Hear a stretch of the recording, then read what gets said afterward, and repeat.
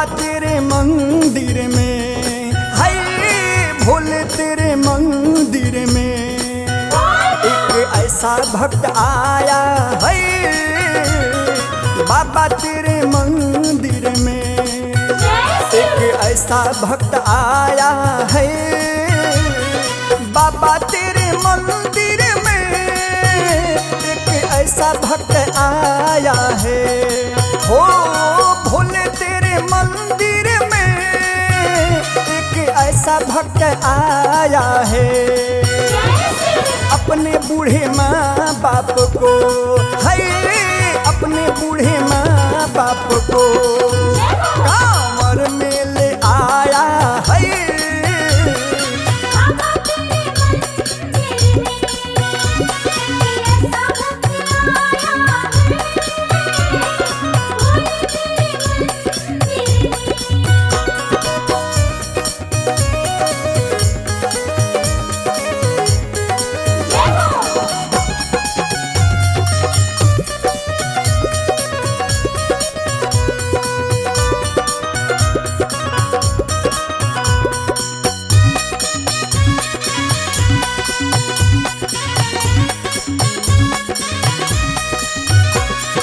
कंदमूल फल फूल से महंगी को सजाया है बाबा।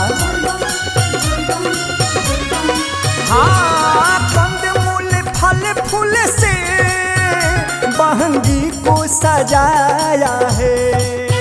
माता पिता को खिलाया मगर, हो माता पिता को खिलाया मगर अपने नहीं खाया है। भोले तेरे मंदिर में एक ऐसा भक्त आया है।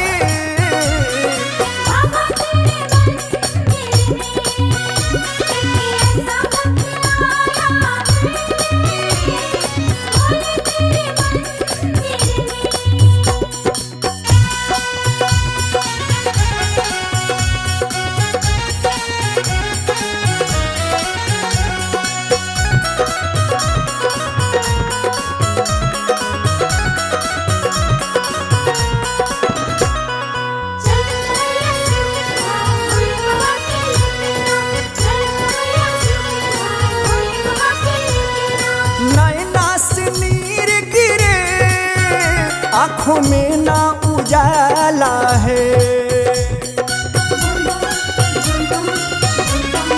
हाँ नैना से नीर गिरे आँखों में ना उजाला है। सारे संसार में बाबा है, सारे संसार में बाबा बस तू ही सहारा है। भोले तेरे मंदिर में एक ऐसा भक्त आया है।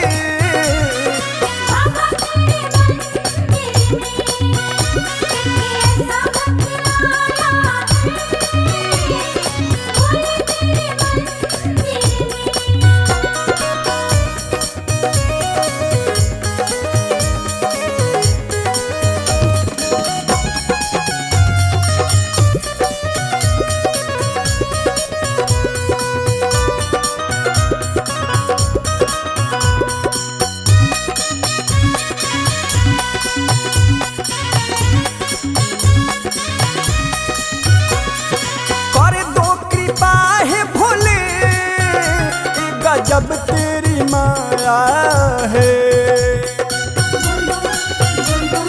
बाबा, हाँ कर दो कृपा है भोले। गजब तेरी माया है।